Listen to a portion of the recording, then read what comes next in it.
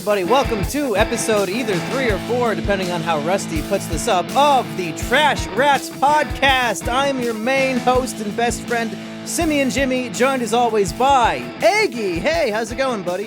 Hey, I am so glad to be back for another episode of TrashRats. I am just ecstatic. I am livid. It's so good to be back. Yes, sirree. I'm glad we replaced Reactor with you, because if I can be honest, and I hope he doesn't listen to this, he was not pulling his weight on this show, and I'm glad to have a professional in the studio with me. Well, I tell you, you know what? I have put in several hours into using a microphone that, you know, it's like when a blind kid learns how to walk, you know, it's like how they can't see, so they just, you know, but it just happens. It still works, you know, it's a natural thing. And we're also joined by Rusty Cage. Hey, what's up, everyone? It's just me, Rusty Cage. And special guest star Tim Pool's brother. Hey, how's it going? Hello, Reactor. Are you there? Yeah. Hey, what's up, guys? Yeah. He forgot whose brother he was. Oh, I feel like an only child lately. No, actually, Oh, no. I'm kidding. I have a sister. I'm kidding. Oh, is she hot and single? Because me and Eggy are looking. She's my sister. So Yeah, but is she hot, though? and single. She's old. You're not answering Okay. the question. I feel like you might not. I'm not going to answer a question on whether my sister's hot or not. Well, listen, okay.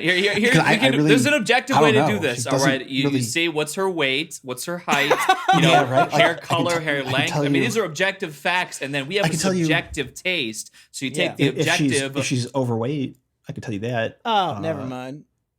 No, What does I her hair don't think, I smell don't think like? she's overweight. Does she listen to this show? No. Oh, good. You can say that she's fat. Does anyone listen to this show? No. I'm not.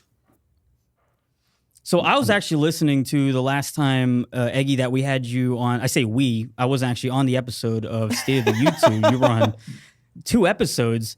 And the one thing that stuck out to me on those State of the YouTube episodes was how charismatic everyone was, like how easily everyone could talk to each other. And it really made me realize that I was the odd wheel out of that group. The second I was not on the show, the flow of it was perfect. I wasn't going to say anything, was but great. I genuinely enjoy the episodes without you way more than the other ones. So I'm glad you recognize it too. Yeah, I'm just realizing that I'm not good at podcasting in any sort of. Really, you're just not good at communicating with others. You're not a very good friend. You're not very good at just Right. speaking in general. So if we could vote you off the island and just have Eggy replace you, I think we'd have a perfect podcast. Now, Eggy, what do you think about that? Well, you know, I mean, to be honest, I am a big fan of Rusty Cage, so I mean, I didn't feel there we like, go. you know, it's kind of like we're going back to the fat sister thing again. You know, there's you have objective things and subjective things. So I mean, you know, maybe there was a little more of a flow going on, but you know, but at the same time, you know, that sometimes that's what people are looking for, and sometimes people, you know, they're looking for something a little bit different, you know, a little something with a different twist, you know, a little extra different flair, a little something that's a little more unique. Yeah, someone just to throw the wrench into the gears and kind of stop the motion of conversation. Well, that's what I'm here for. Yeah, we all have a purpose. Now, Reactor, did you take any time to actually do what we were supposed to do while planning this podcast and find some unusual updates that we could eventually talk about later in the show? Yeah, actually, I do. I've got some. fuck yeah. I don't know. They're okay. Hey, real I quick, guess. I know this is going to be a little bit late by the time we put this episode out. I'm not sure if I'm going to put this out this coming Wednesday because what is it right now? It's Saturday the 8th. But what did y'all think about the fucking Beirut explosions? That was pretty cool. Well, for me, you know, I heard about it and I'm like, damn, that's crazy. You know, there was a few memes that came out right away. You know, people were like, there was, you know, like chicks and TikToks like clapping their butt cheeks, and like with the butt cheek clap, then like the city exploded. Oh, that's fucking good.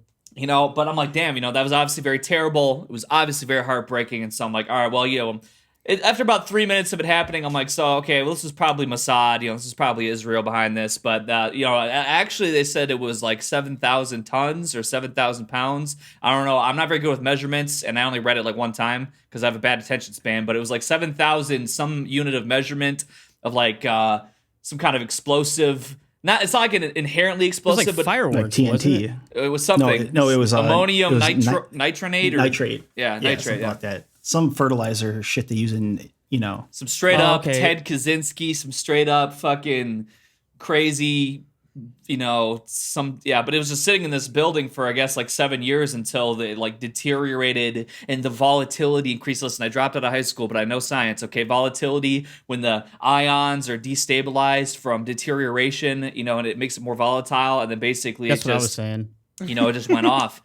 And then I'm thinking to myself, okay, so that's the official explanation. It seems plausible. And then I'm like, holy shit, what if like I have something in my fucking basement that's sitting there deteriorating, and I don't have $7,000 I don't even have $7,000, I don't have 7,000 anythings, but it's like, what if there's just something sitting around and all of a sudden, like one day I wake up in a fucking mushroom cloud. I'm like, holy shit, that's pretty scary, but very tragic. What about the 7,000 tons of your cum jug? Maybe that'll deteriorate and explode. Yeah, that's got to be building up some gases right now. Hey, listen, you know what? That was only for like 2 years straight, and that was taken care of, all right? There was no biohazard. How do you dispose of a cum jug? Well, I don't want to it would probably make some people, we're not going to get into it too much, but basically, you just got to take the time. Ventilation is key. If you're doing it at home, make sure you're not in a closed space, and then you go to the appropriate disposal facility, your local waste management facility, recycling center, whatever is appropriate based on the materials that you were working with in the filth that you were inhabiting. But, No, fuck all that. I know when you have a cum jug, what you do is you put a bunch of rubber bands around it, and you slowly put one more rubber band until it builds up a lot of pressure, and you film a TikTok of yourself, and then it just explodes in your face, and you get tens of thousands of views. Wait, you're saying the rubber bands break the jar? Well, no, if it's like a milk jug, or I'm not okay. really sure what we're talking about in this exact case, but enough pressure will crack a bunch of old jizz in your face. I would like to elaborate on this cum jug thing, but I am completely blue pilled on this explosion. I don't know much about it. Did a lot of people die or something? What's going on? It was like 137 people or something like that. Yeah. That's last I checked. And what kind of building was it? Because I heard it was a fireworks factory, but I guess it's not. It was just a warehouse with fertilizer rotting inside it. And that's happened a few times in America as well. There was a big explosion. I think it was in Alabama or something. Yeah, it happens all the time. 2 years back. Yes. Was it Oklahoma City? Cum jugs. Oklahoma City was the same stuff. Wait, talking about the bombing of the FBI building? Yeah. It was a simple mistake, a simple misplacement of 7,000 tons of rotting fertilizer. It could have happened to anybody, really. It was just someone brought their cum jug into work, and it was a hot day. So should we take like a moment of silence for the victims on this podcast, or? Yeah, I guess yes. Okay, how long should we go for? I don't think we should do that. Oh, well, I guess Reactor doesn't respect the victims of a deadly massacre, so I guess we should just move on. We do the silence after the show. Oh, okay. Right. So, all right, once the episode ends, we'll have enough amount of silence to fill an entire hour if we don't. Yeah, just all the parts of the podcast that are quiet, make a super compilation of them and put it at the end. Yeah, we don't actually have to do it. We can edit it in. But anyways, I think the lesson to take away here, yes, if you are happening to be taking your pickup truck that has all your, debris in the back, your piss bottles, cum jugs, so on and so forth, and you happen to be pulling up to the government center to go in and get your autism bucks, renewed, you're going to be in there for like an hour and a half. They got to do these different things. You got to fill these forms out. Make sure it's not too deteriorated, because you're going to be sitting there with your pickup truck full of cum jugs and piss bottles. It's going to be sitting in the sun, deteriorating, volatilizing from science and stuff. And if that shit goes up, all of a sudden, boom, you're the number one FBI's most wanted in the world. Guy tried to bomb the fucking government building with his piss bottles and cum jugs. Think about it. We got to, sometimes it doesn't come to mind, but, in this moment, when we are enlightened by our own intelligence, by the current events and the current things that are going on in the world through social media and things like that, just take a moment and remember to take care. Hey, you guys don't mind it. You don't mind if I mute Eggy, do you? No, I think it's good to finally have some morality on this show. You guys have been such negative Nancy's. I'm glad somebody has a bright outlook on terrible tragedies. Well, I was wondering, like, so when it comes to actually uploading these episodes to YouTube, it asks about monetization appropriate. Just like, how fucking appropriate lie is it? on every upload like I do. Well, that's what I have been doing, and eventually they say everything is. Have you been talking about recent dramatic events or No. cursing in the beginning of the episode? Never. Not at all. Never. Nothing about the Oklahoma City bombing or a Well, tragedy. hey, that I killed- didn't say that B word. That was you. Oh, bomb? Yeah. Yeah. Hey, I avoid before we move on to the unusual update segment, we should probably give some context to what that even is. Most people don't know this, but the historians reactor, believe that. No, go ahead. I was going to say the Reactor family has this genetic defect where they think content is just reading news articles and giving like slight responses to them, and that's basically what Reactor's segment is. He'll just read us a No, news it's article. not. I think. No, it's not that. I have some news articles that I'll talk about, but I'm not going to read them word for word because. Oh, good, because that would be just stealing, and I don't know how you could monetize that. And feel the whole successful. illiterate demographic isn't really my thing. Yeah, our audience is very literate. They would not need us to read. They can them read articles. themselves if they want. Yeah. I would suspect that even the literate portion of the audio consumption demographic, much like myself, is not particularly inclined to read most news articles beyond the headline because, it's more fun to take it at, exactly. just believe whatever thing they come up with. It just sounds like totally ridiculous. It's like, okay, well, we'll go with that until further notice, The title says it all. What more do you need? Yeah, that's all the bias I need. I don't need like the facts or the examples of what happened. I just want to know the author's bias about what happened. I just want to know the gist of it. Exactly, Right. yeah. Well, you guys are talking about literacy, and I'm not really sure what that word means because I happen to be illiterate. So this is why I wanted Reactor to do all the legwork and pull up these articles, so I don't have to read them on air. Well, we're not going to read them. Well, Okay, We're just yeah. going to talk about them. I'll explain them to you. You'll get Yeah. my gist of it, and then those are facts. As You just filter it my down from there. Even though I haven't read them either.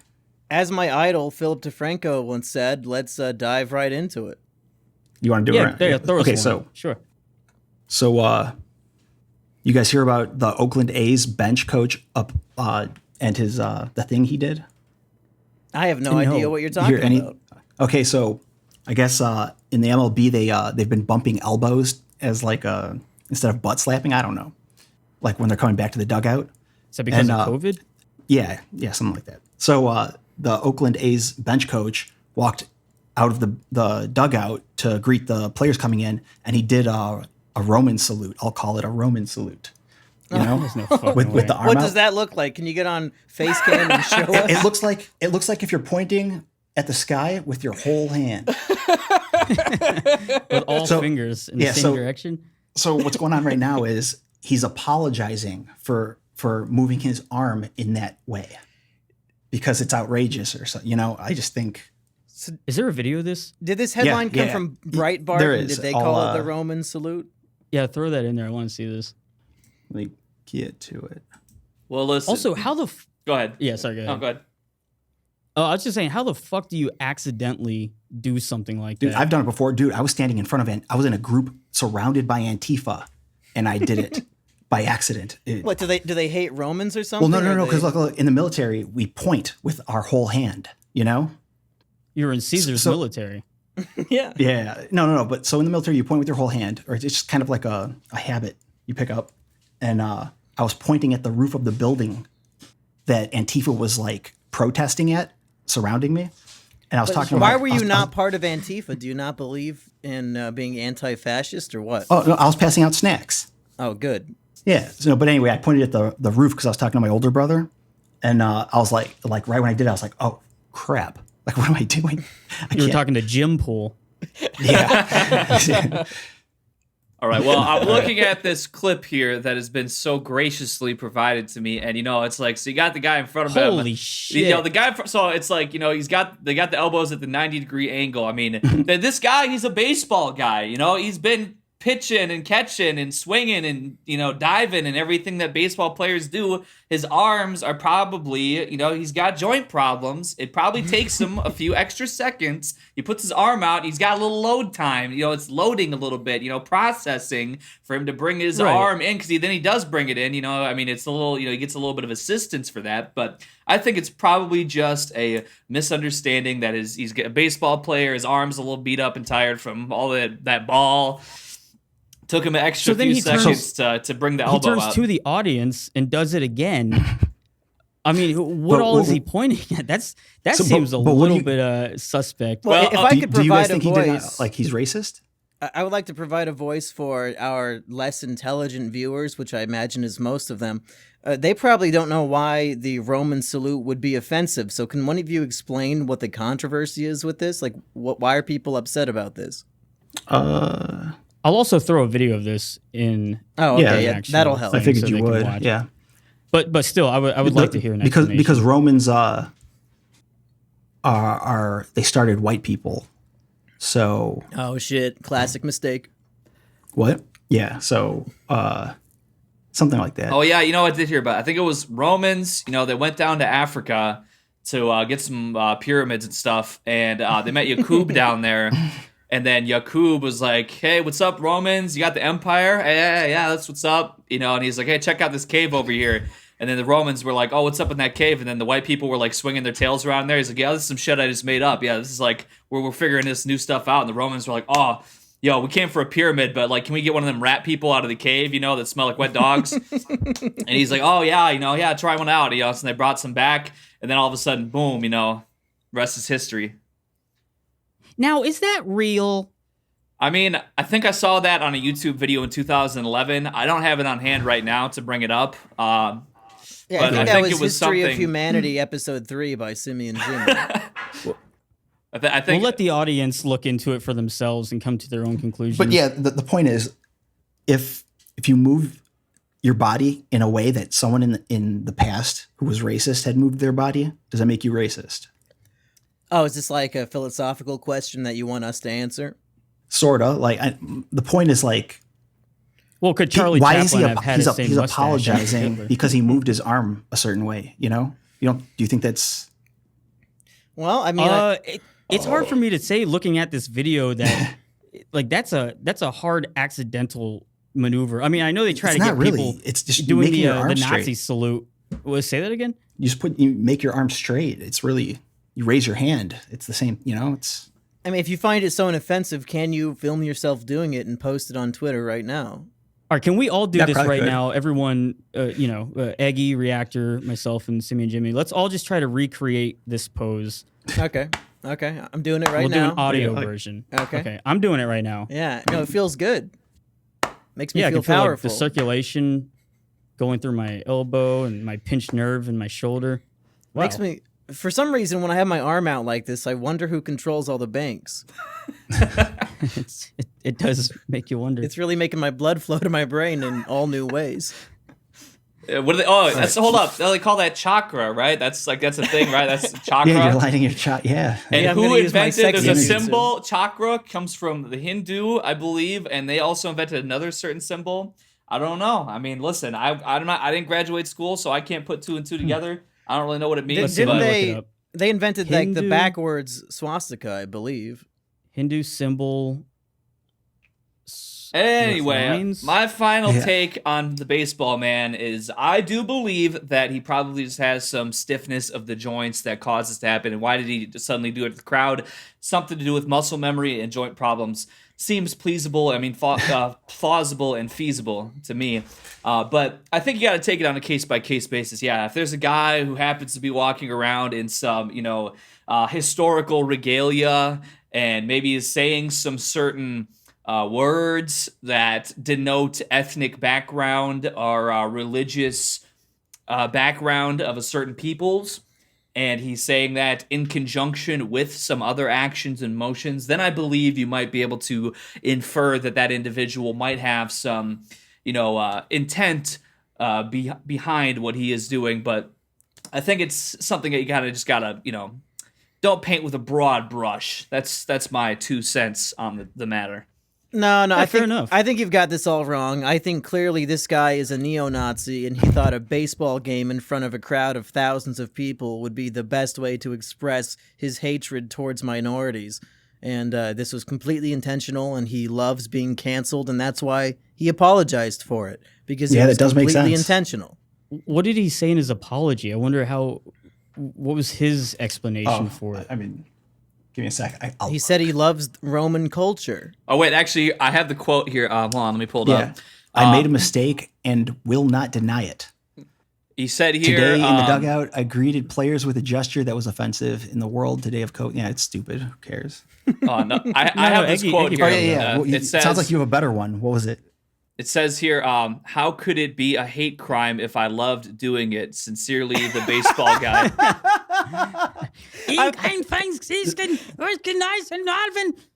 Rusty has used that same excuse many times in the past. How can you can't hate it if I love it so much? To me, it feels like love, not hate. So I got two more. All right, one's real quick. Kids robbed at gunpoint at Peoria lemonade stand. Good. Peoria is like a small town in Illinois. Okay, hold on. Before we go any Apparently- further, has anybody else ever been to Peoria besides me? I probably drove No, through I've never it. even heard of it before just now. Yeah. What were you doing there? Robbing kids? No, I was not. Actually, I went to Peoria to meet up with the chick from 4chan back in 2015. What? Oh, that's But even worse. That's a story for another time. But no, I remember I was driving through there, and it seemed like, for, it's the only time I was there. I stayed in a motel there because the chick stood me up. But I just remember I stopped there Aw. I was driving from Minnesota, and it was like a 6-hour drive. So by the time I got into Illinois and I got down there, I had to stop and use the restroom. And I went in and stopped at this place, like this gas station or whatever, to see if they had a restroom I could use. And it was all these Arabic men, like 5 of them in there in the store. And it was like all like steel bars, like around like the cash register or whatever. And they were all in there and they were smoking weed in the store. Like they were like passing blunts around like in the store. I was like, I've never seen anything like this, It was very interesting. But yeah, then I went down there. It seemed like an interesting area where robberies might happen. And then Is it because of all the Arabians? no, there? I mean, It's probably That- the segregated like robberies? every other those were just place. guys that were nice store owners. They seemed like nice guys. I just noticed, when you walk into a store and, and the people who own it are like gathered in a large group and smoking weed inside the store. And there's like steel bars, like as thick as my arm, covering everything. It's just something that, you don't see every day. And, you might think that, okay, for being around there, maybe there could be robberies that happen. But anyways, I guess here's what I really have to say about it, though, to be honest. I mean, if you go and rob a lemonade stand, whatever amount of money that lemonade is bringing in, that's got to be some good lemonade. I would say to those young people that suffered, listen, you know what? Shake that off. Bring your recipe to Coca-Cola Minute Maid. Bring your recipe to Country Time Lemonade. Listen, they've kind of been falling off. It's not really as good as it used to be. I think that you might be able to sell something to Coca-Cola that's going to bring them back in the lemonade game, and it's going to get you that bag for your people, for your folks, for the fam. Oh yeah. Start a franchise. Do what Colonel Sanders did. Just go yeah. around the country selling your recipe. It says right here the guys stole their recipe, not their money. Oh, What? shit. Damn, they were It was big brains. Coca-Cola. Well, what's the whole story, Reactor? Fill me in. Oh, it's super short. It says the pair was approached by 2 male suspects. One of them had a gun. Police Were say they the Arabic suspects men stole. smoking weed? Oh, it doesn't say. They stole the I'm kid's money. guessing and if it ran off. was those types of people, they probably would not put it in the article. Oh, If it was yeah, white of course. guys, They were they would have been Chinese. specific. Or they say they're Asian. Yeah. You think they would? No, they would say that they were white males, no matter what color they were. I guess. Some Or they swarthy, wouldn't mention it. hard-headed businessman approached a local lemonade stand the other day and made them an offer they could not refuse. Click to read more. What? So wait. So these 2 Arabians, they robbed a child of their lemonade formula. Or is there really nothing else in the article? No, the real story is that they just stuck a gun in the kid's face and took their lemonade money. What race were the children? I think that's important. Oh, yeah, it doesn't say. I'm gonna assume black. Yeah. And how many black small businesses are gonna be ruined by white people during COVID? This is just another example. Eggy, I probably should have explained to you more about the nature of this podcast and the shared views that we all have about race and we feel that black people should no longer be victimized by whites. I know it's an extreme stance to have. Can you shut that goddamn dog up? Yeah, I can if you want me to. He's actually upstairs, and I'm in like my studio, but he must just be barking at the people walking in front. There might be a couple of black kids trying to sell lemonade. What, are you in your basement? Yeah, this is my basement studio that I do all my recording and everything in, and I'm taking care of the dog this weekend because it's actually my parents' dog, but they are out for a small vacation period, so I'm watching him. What are you doing with recording? Because, I mean, I kind of keep up with your stuff, but I really don't watch all of anyone's stuff. I mean, are you still making regular music? Are you making albums or just throwing out songs whenever you think of them? Pretty much just doing whatever when I feel like it. Like, I was streaming kind of regularly, but then I got banned from streaming on YouTube for 3 months because of a legal takedown. I tried to fight it, but it didn't work. So I'm still banned for another month, but it kind of knocked a little bit of the wind out of my sails. I've been doing some stuff, but yeah, it's more. What was the takedown for? From music I had on a live stream, some music that was, which is pretty wild. You know, I've been doing this for years, and many times I would have where a stream would get blocked because of the music that was in. That was something that would suck, but it was something that and that didn't even happen very often either. But it was at least something that I was familiar with. But then yeah, it makes sense. All of a sudden, yeah, it was like a legal takedown by Sony for some music, and in my streams I'll play music at like 5% volume. It's just a little something for the background. I like to have just a little something because I just kind of keeps me going. Otherwise, I might sit around and kind of, it's like get a little anxious when it's just like if there's like prolonged silence. So like just always have a little something going on. It just kind of keeps me kind of chill. But I mean, it's fucking weird whenever you're streaming and you're just sitting there. If you have no noise in the background and you're just talking to like text scrolling up in a chat bar, it does become awkward. But my advice, just play your own music? Well, my advice would be there's this huge YouTube cuck named Rusty Cage, and you can just play his music for free, and he'll never do anything about it. Yeah, just 5 hours of one of my songs. Boom, boom, boom, boom, boom, workaround is boom, boom, boom, boom, boom, boom. You gotta do you gotta do public domain audiobooks. Well, you know what? I could use some of my hip hop beats, to be honest. And I did, like, when I first started playing music, I would always do, like, I would use that lo-fi hip hop to relax to it. Like, I would put that on in the background and just have that like turned down. But then I did so many streams that I realized it played a lot of the same stuff over and over again. So then I would always just look out for like new, smaller lo-fi hip hop to relax to, like not the main one, but like smaller ones that would have like 70 or 80 people listening to it. Because then they would have some like different stuff in there. And then I moved from that, I transitioned from that to city pop. I found a city pop station on YouTube. And then that went down and I went to look, and then that's when I found 70s Japanese like funk and disco and stuff like that. And so that's what I started listening to. And I do believe it was one of those songs that instigated the legal takedown. Like, Japanese music on YouTube is very, very heavily copyrighted. Like, they used to have anime music and stuff on YouTube years ago, like whole anime soundtracks, and they all got taken down because they started guarding it really, really heavily. And so I think that's what it was that it was, but yeah, it was like 20 seconds of it playing because I went to go to take a piss or something like that. Otherwise, I was talking over it so much that it all was not even like, you could even pick it out of the algorithm or whatever. I went to go take a piss and I left the music playing, and like that 20 seconds or whatever that it figured. That was just enough to pull it out, isolate it, and say for sure this plugs into our content ID. Once again, your body betrayed you. So true, yeah. Especially, I know I'm feeling like I need to take a piss right now, but I'm holding it. Well, Reactor, do you want to read off your third article before we? I already did the third one. I thought the second one was the Kids No, that was Lemonade. the third one. Oh well, shit. I guess I'm not paying attention. What was the first one? The Nazi salute. Can we just move on? I mean, I guess so. No, I mean, I kind of want to get to the bottom. Yeah, of I this, feel like but- we only did 2 stories. Yeah, it's fine. It was 3 though. Okay. Oh.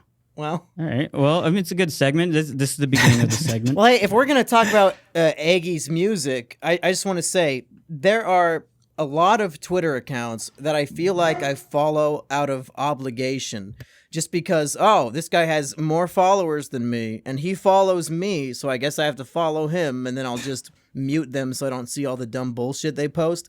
But Eggy's, I think it's One Egg White is his Twitter. That's one of the few Twitters where every single tweet is worth taking a look at, and he'll often post his freestyle raps and I assume some written lyric stuff.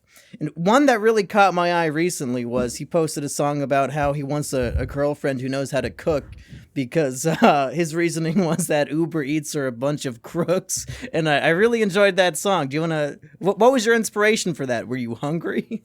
Well, when it's like I sit and I'll work on some music like every single day just because, I feel like I should do something. And a lot of it just ends up being like stuff that I don't feel like releasing just because like, if I have like a real intention, like a real direction behind something I'm doing, then it'll all kind of like fall into place. But a lot of times I'll just be like listening to, I get set beats a lot and stuff like that, or just things. But with quarantine and everything, I've been really kind of tapped for creativity and inspiration. But something I really enjoy is I always watch a lot of cooking channels on YouTube, and I actually made a song last winter, I think it was. It was called Off YouTube, where I was like, I learned everything I know off YouTube. But Same. I watch a lot of cooking videos. I started watching them for fun a while back. And then, like in the summer of 2018, I started abusing substances from time to time. And so, like, I would get a little bit... Cool. It would kind of be like I would be up for a couple days at a time, and I would kind of get like, I don't know. I would get kind of weird, like a little paranoid, so I was like, if I had a cooking channel on and it was just like playing the recipes over and over and over again, it was always like something to kind of like some kind of background noise or whatever that kind of chilled me out.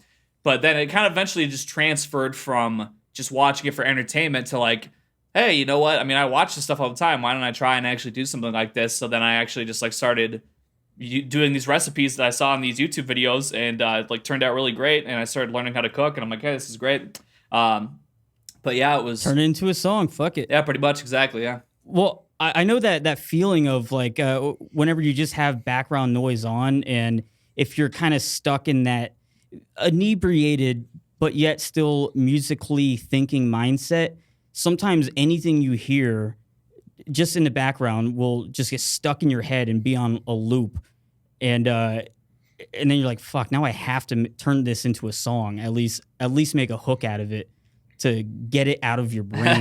Right. And it might be shit most of the time, but once out of every 50 times it'll turn to something that could be polished into gold. Exactly. Or something And less. then the Uber Eats thing, I've never actually really used Uber Eats, but Don't do it. there was a guy, Charles, who I know, you might have seen him in the major motion picture That Feel With No Girlfriend that came out earlier this year. Charles in Charge. Yeah, I love that guy. Yeah, he ordered off Uber Eats. I follow him and his girlfriend on Twitter, and he ordered Uber Eats, and they like 3 of the items were missing or something. No.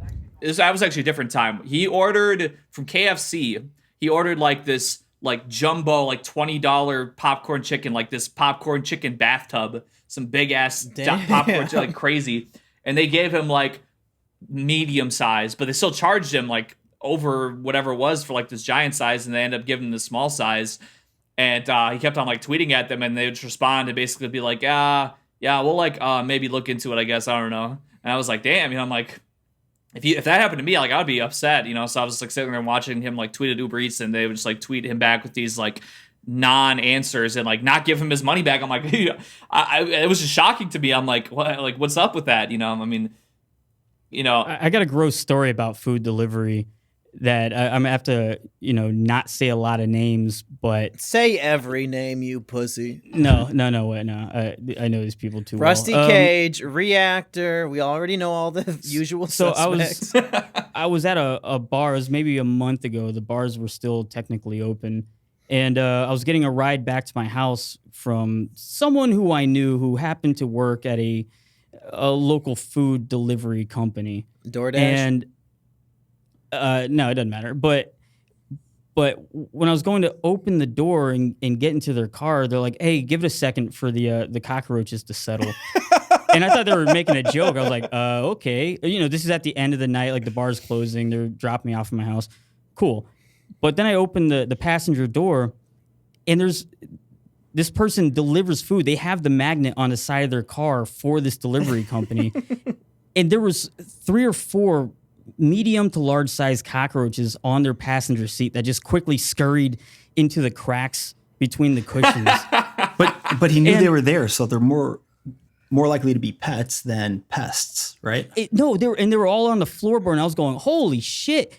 And they're like, "Yeah, it's Florida. Florida. There's cockroaches getting everywhere." I'm going, no. I mean, I've had a cockroach in my car before, but never so many that you could see a congregation of 4 of them in a single spot on the seat. Yeah, and that you're just used to. And these are people delivering your food. Yeah. So many of them. And I've heard this a lot from other companies that my friends have worked at doing dispatch for them, where they've had to fire people for just roach-infested vehicles. You this is are now especially tuned in to the Trash Rats podcast, the audio version of cockroaches congregating on your Uber Eats passenger seat. Rusty, this We can use that as the story promo. this story is especially upsetting to me because most people wouldn't know this, but if you've ever visited Rusty Cage in his hometown, he does not own a microwave for no good reason. He's a man of 30 years old. Hey, I got one now. He finally bought a microwave. So if you're staying the night at his house and sleeping on his couch like I have many times, if you want to eat, you either eat uncooked food that's cold out of the fridge, or you have to order delivery. And I've probably ordered delivery like 5 times a day while staying at his house. So I'm glad to know I had some cockroach feces in all my food. It depends on the company you ordered through. You have It's cockroaches, the one you Rusty? recommended, fucker. Well, I would think you would have the good sense, if it was his recommendation, that at the very least it would have the most minimal contact with roach seats of the available options. Well, I think Rusty appreciates the roach feces in his food, so that's probably why man, he that told me. disgusts me. This is like 2 months ago. If I had known, I would have recommended anyone else. So it was that $2 delivery bullshit fucking company. Sure, no. Allegedly, it wasn't anyone. I gotta take a fucking piss. I'm sorry, guys. That's okay. I misplanned my bladder. The I'll be next right 2 back. minutes of the podcast will be the best yet. Yeah. Good. I'm gonna read that Make it third flow, article boys. now. Do you really want to read that article? Because I have a big question for Eggy. If you got nothing No, go else. for it. Go for it.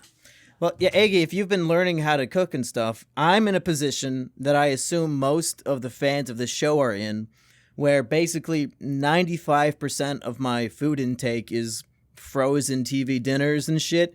I have no cooking skill, and it actually is kind of intimidating to figure it out.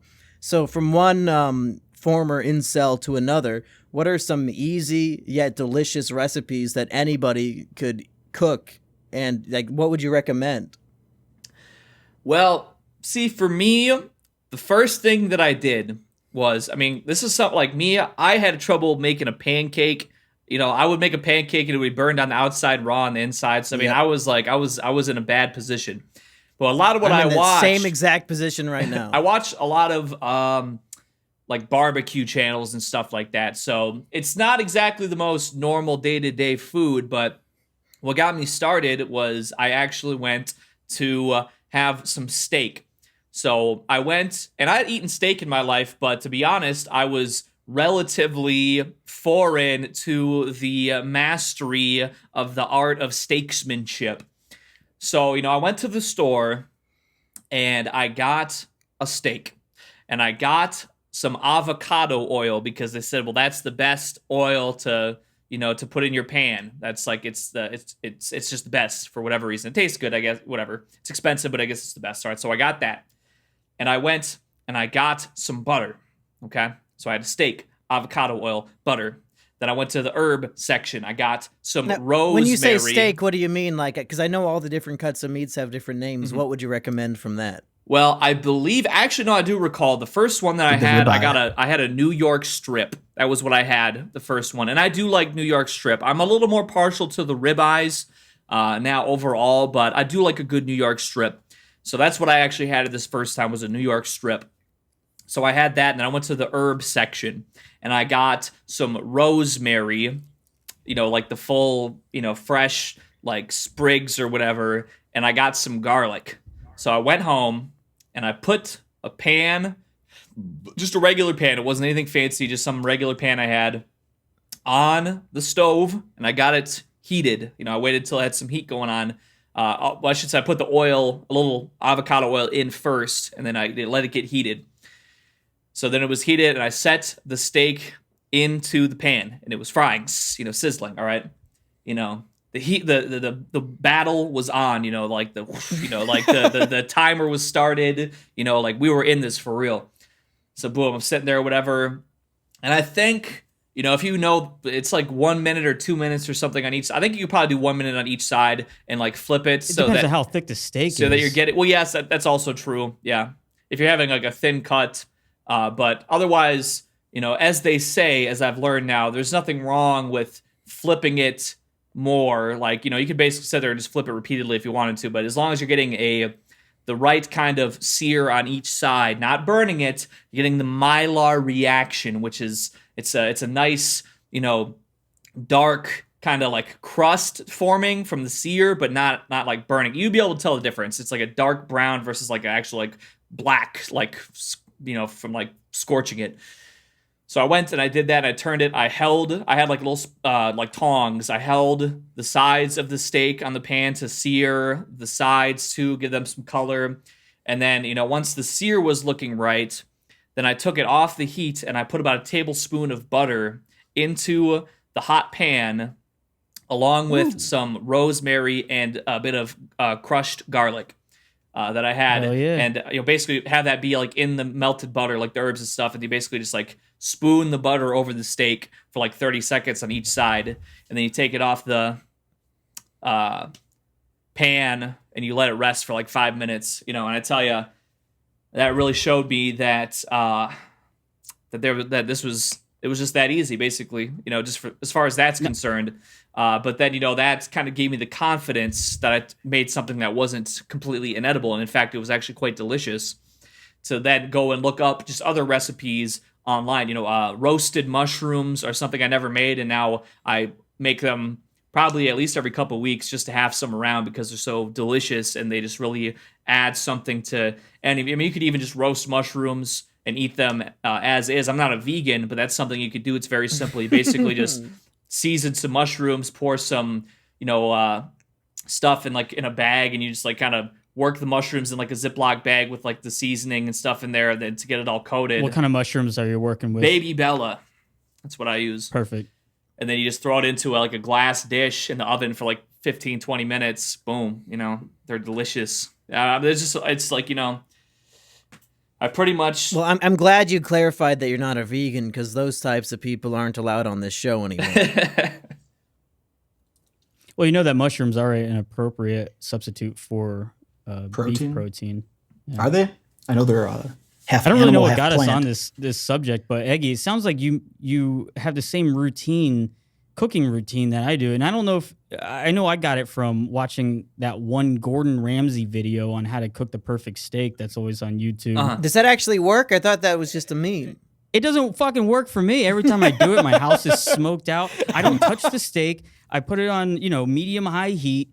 It normally is still undercooked, even though I let it. Here, what fucking pisses me off is all these cooking videos on YouTube. They're always like, make sure to pull the steak out of the fridge at least 45 minutes before you cook it. So it'll come up to I have room that temperature. much foresight in my fucking daily schedule. It takes like 2.5 hours for a fucking 1-inch steak to come up to room temperature. Just microwave it. Yeah, right. Well, don't even bother using a pan. Just Am I doing microwave something it. wrong, Eggy? Well, I always take my steaks like directly out of the fridge, directly like fridge to pan. But Holy shit! You're going fridge to pan and just doing a minute on each side. Well, I'm getting. Well, here's the thing, because I do have a thermometer now because I like my medium rare 135 degrees Fahrenheit internal temperature. So I do it. I have that going now to where I stepped it up to that level. But at first I was just like, taking it out, seasoning it, and then just once the seasoning's on it and the temperature's right, it could be. It just depends. But now I will say this though, because I'll take a rare steak. I like medium rare or rare, so I don't need it to. Maybe if you let it warm up a little bit to like room temperature, maybe you would could do like a better medium or medium well, without, or I don't know. But anyway, the one thing I do want to say is that I got put onto dry brining, and you can do this. Not even this goes for all meats, all proteins, chicken and steak, and you can do this with these meats where you apply the salt to the meat like 24 hours ahead of time, and then you just have it like in your fridge. So like if you do that with a steak, it'll like fully absorb all the salt, so you don't even need to like salt the steak again. Like it just like absorbs the salt, and then it also from being like in your fridge, uncovered for like a 24 hours, it kind of dries the exterior out a little bit. So when you put the steak into the pan, it's going to give you a better sear because it will sear more quickly. So goddamn salty though. I'm also with Simian and Jimmy on this one. Having that much foresight on appetite is impossible. That steak would be in my fridge just covered in salt for about 3 days before I remember kind of finally. It happens to me all the time. I end up throwing away because I'm like 2 days late eating. I'm like, damn it, I took it out of the freezer and wasted it. Well, that's just the thing. Like if you can migrate from, because I was there, I was in the fast food mindset. I was in the Chef Boyardee mindset. That's where I was at for quite a good amount of time. But then like when I got into the recipes and stuff like that, you would go to the store and you might need to buy 10 things. So then you'll be like, all right, it brought like another level of organization into the mix because I would know I'm going to buy this. So then I'm going to, it helped kind of set a structure for what I was going to. You just don't go to the grocery store hungry and then say, well, I might want to eat a steak and I might want to eat some shrimp and I might want to eat an avocado and some asparagus in the next week. No, know what you like, plan what you're going to eat, get hungry. Yeah. Curb your appetite, like hold off, go to the store, have to buy it, take the 30 minutes to an hour it takes to cook it, and you'll appreciate that meal and you'll eat it all, and it's not just going to rot away in your fridge. And that is something, it's so easy to slip away from that and go back into just wake up, go on like DoorDash or whatever the popular ones are, and order something from Cheesecake Factory. That's true. Well, I'm one of the That shit adds up. I'm one of the 10 people who follows Rusty Cage on Twitch, and recently you've been streaming yourself cooking too, Rusty. But it was so boring I didn't finish watching. How did your how I'm did just that trying to food get my turn out? hours in. Okay, well, the other night, I try to avoid the chat because it's hard to read and interact with people Classic whenever Twitch you're streamer. shit-faced at 3 a.m. So I was cooking some salmon that was on the verge of going bad, but I actually might have waited a day or two long because right after the stream, what happened was I started eating something that I actually ordered from Cheesecake Factory. Oh my god! I bit into something that was unedible. It was like it seemed like it was a small plastic bead. I don't think that looking at was it your for a while. fault. No, it wasn't. But this something about that, like biting into something that you're not expecting while eating, especially takeout, is completely jarring to my my gag reflexes. So I end up throwing up the entire salmon and asparagus today. I got zero nutrients. Whatever. I don't know. Wait, Man, like, are you sure it I can't wasn't a just salmon eat bone? gristle. What, say that again? A salmon bone? No, it wasn't in the salmon. The salmon was fine, but I got hungry afterwards, and so I went back to eating like some fucking dynamite shrimp bang bang or whatever the fuck it's called from a Cheesecake Factory. And Look bit at into Mr. a fucking YouTube piece of Moneybags plastic. over here. 3 a.m. Oh, I want a midnight snack. I'll just order fucking the dynamite shrimp from Cheesecake Factory. It's only $45 plus tip. Yeah, you can't order that late. Cheesecake Factory is not open at 3 a.m. Hey, anymore. Florida is such a backwards COVID. place. I would not be surprised if they were only open at 3 a.m. Well, here's my take on that. I think it was probably Poseidon and using his trident to evoke the salmon spirit. He was like, you have honored the sacrifice of my child by ordering dynamite bang bang after feasting upon his flesh. And there was like shit, this. it's not kosher. The guy was driving his fucking like Geo Metro, like with fucking cockroaches and anacondas and fucking extinct motherfucking dodos and species that has never been documented by science crawling around in the inside of his car. And there was just like this bead of light that just began to form inside the takeout container, and that was the vengeance of Poseidon. So I'm sorry you had to go through that, but that is my take on the situation. Well, I mean, it's unfortunate if that was true, because that bead of light that was the vengeance of Poseidon, I flushed it down my toilet with a bunch of kind of shriveled up and dry asparagus. Well, Rusty, I don't want to dive too deep into your personal life, but a lot of people know that you're dating a vegan. Does that mean she does not prepare meat dishes for you as her man? Do you have to make your own meat all the time? She's not vegan. She's a vegetarian. Well, same fucking thing. Like It's For pretty much the our same audience thing. that doesn't know, can you explain the difference? Yeah. Yeah. I mean, the difference is that, like, a vegan will not consume products that come from animal byproducts. My question is, if you want a steak or you want some bang bang shrimp or whatever the fuck, will she make it for you, or do you need a new GF? I'm a better cook than she is. Okay, good. At least So I we know. settled that. When it comes to something like cooking a steak, there's no way that I would allow her to even touch. Have your I say, steaks pull made it by out a of the vegetarian? freezer 2 hours before I'm ready to eat it. Good. At least She'll, she's pro- useful. she'll probably put leaves on it and stuff. Yeah, a bunch of Make it into bunch a of- salad.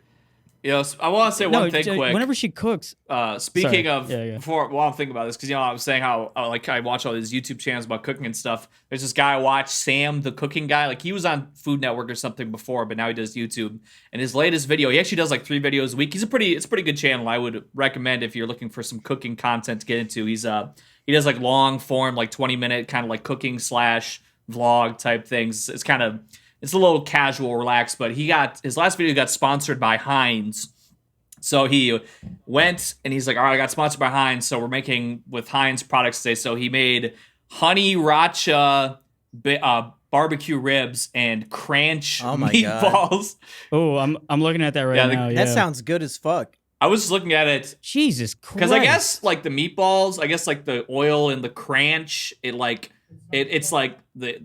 substitutes for like the egg in the meatball, and then like the ketchup of the cranch substitutes for like some ketchup. I don't know, but he's like, it just looked like so, like I guess it probably tasted pretty good, but there was just something about it that just did not sit well with me. I knew it was a sponsored video and everything, but just like he's like, all right, now we're dipping the meatballs in the cranch, and I'm like, man, I don't know. It seems a little bit way too fucking much. No, you guys are crazy. Make you sick eating 2 meatballs. No. Cranch meatballs sound delicious right now. You guys are nuts. What about spaghetti with ketchup? What am I, Donald Trump eating a steak? But anyways, my number one probably recommended for real deal, professional YouTube cooking knowledge. You can't go wrong with Chef John from foodwishes.com, aka Food Wishes. Hey, it's Chef John. He's been doing this YouTube stuff ever since the website was created. He's got like 1 million recipes on there, and it covers like everything. So I tell you, like, if I'm looking for stuff to make, if you look up like something recipe on YouTube, there's a good chance that he's gonna have a video about it. And No, Chef John is the fucking pimp. And that guy, Eggy, I don't know if you saw this, but it was BuzzFeed. They completely ripped off one of his videos. And speaking of eggs, too, I was actually looking up videos on, it was like how to crack an egg with one hand. Hey, we do not use the phrase crack an egg around Eggy. Please. I'm sorry. Crack a, whatever. prepare a dish. Yes, I understand. An oven. Yeah, come on. Prepare an egg, how to separate an egg with one hand. And put it into a bowl or whatever. And he had a couple of metaphors. He's like, just imagine that you're holding a golf ball and you crack it and blah, blah, blah.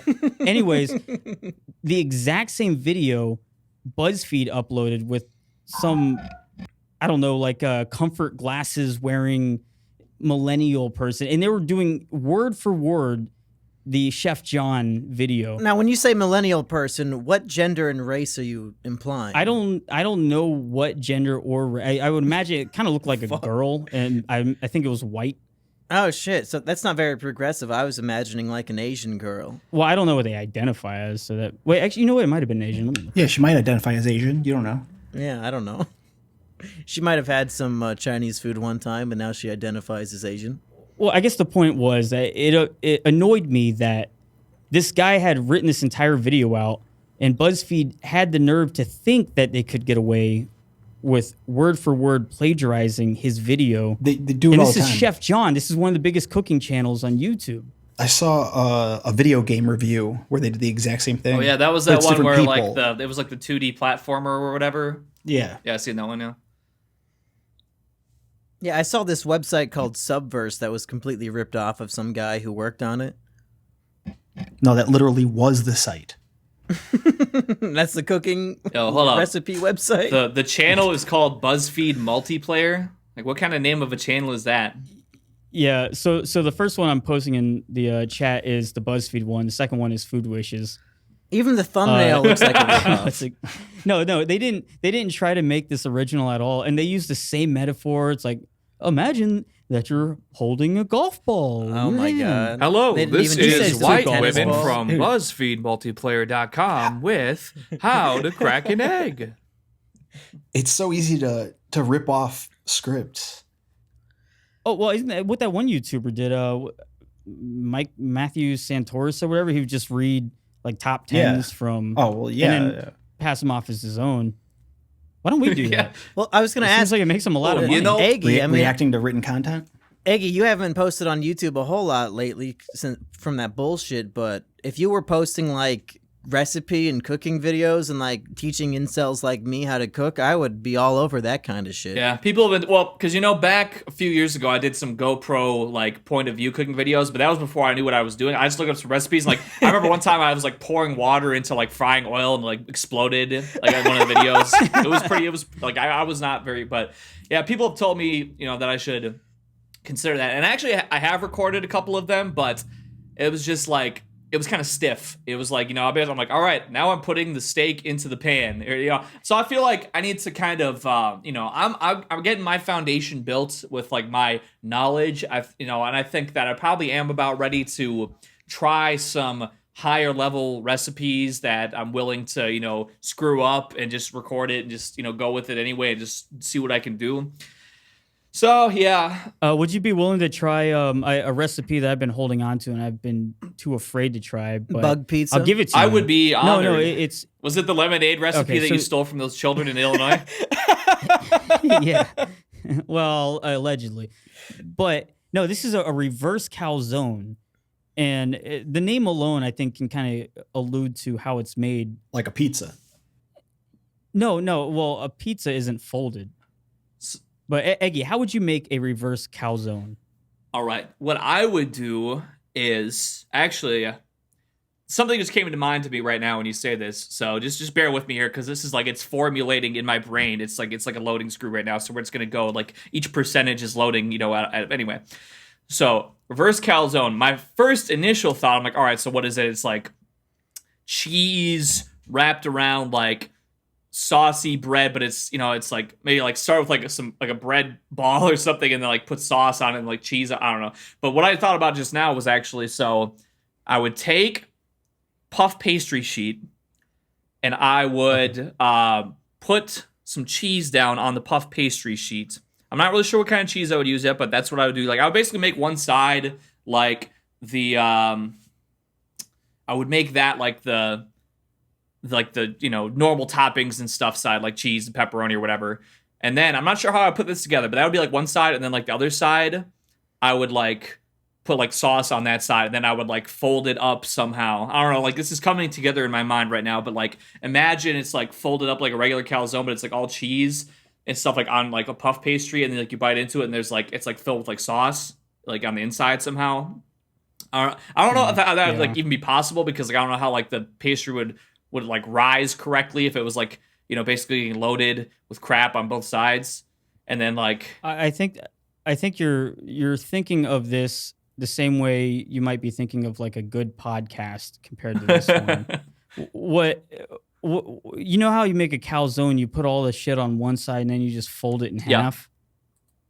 You just fold it the other way and then you throw it in the oven. So basically, that was my original plan. Like a folded up pizza slice in a way, kind of, but like different.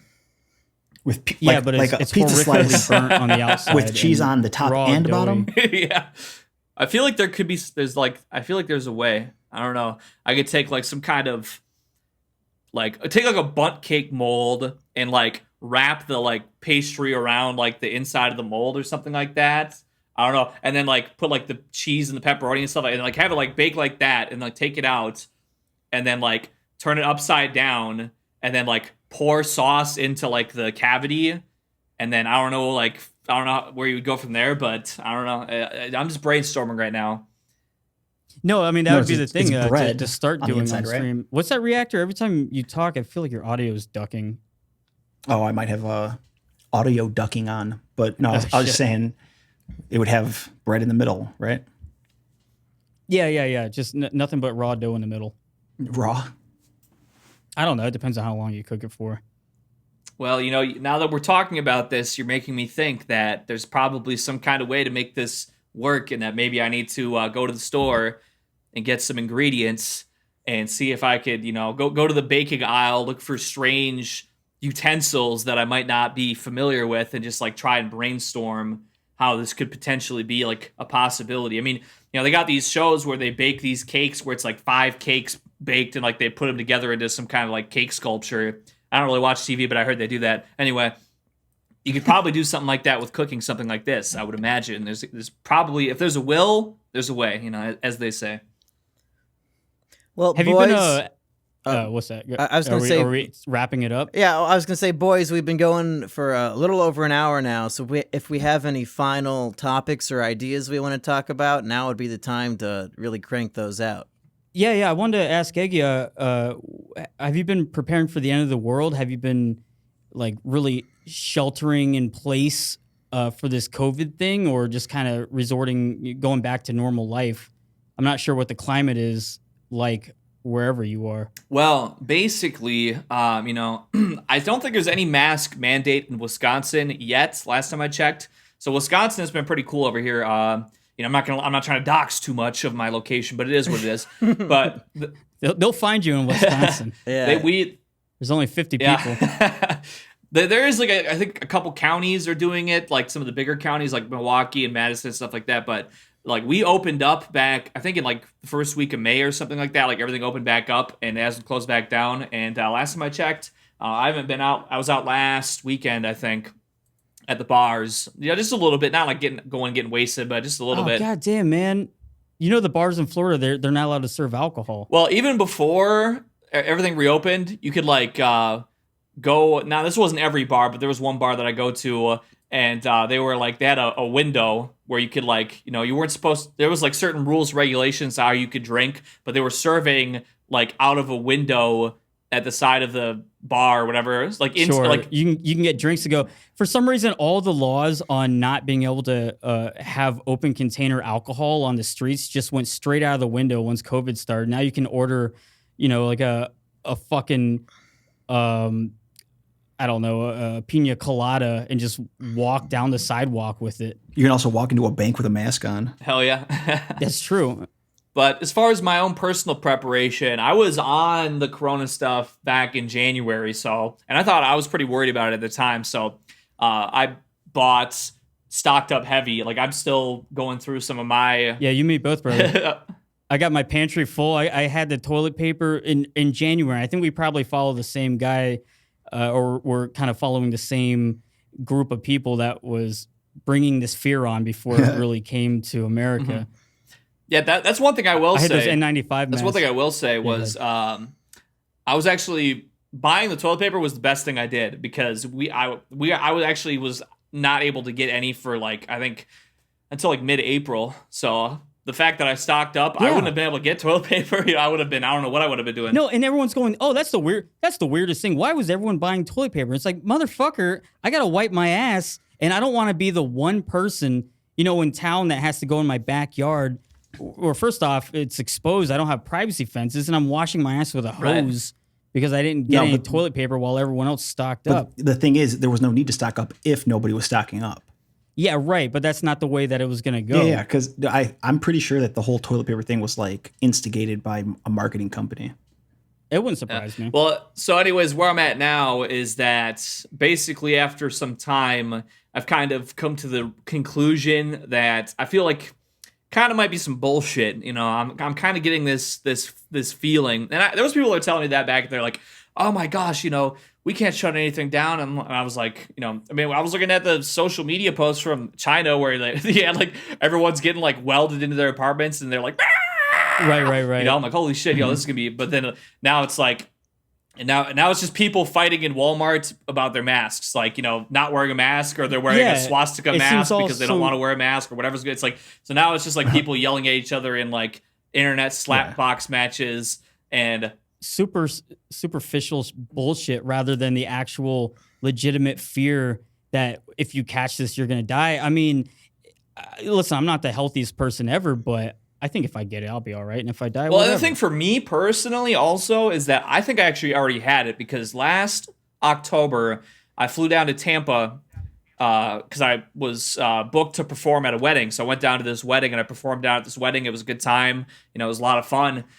I came back and I did a video for Sam Hyde that he put it, I just filmed like in this parking lot with my phone for like an intermission of one of his videos, where it was a pro cigarette ad. So this is kind of funny. So I'm like smoking cigarettes. I'm like, oh, I like saying how good cigarettes are. And like the next day I woke up and I had trouble breathing. So like, and then all of a sudden, because you're rapping and smoking an entire pack of cigarettes to get this video out of the way.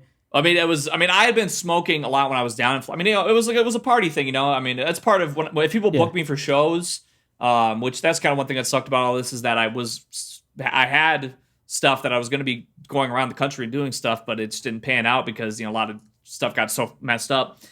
But, so that's part of like when I get booked, I'm like, all right, you don't even have to really pay me. Just if you got the flight, room, a pack of cigarettes, a 40 ounce, and maybe like a couple energy drinks. So that's all I need to perform. Like that'll get me going.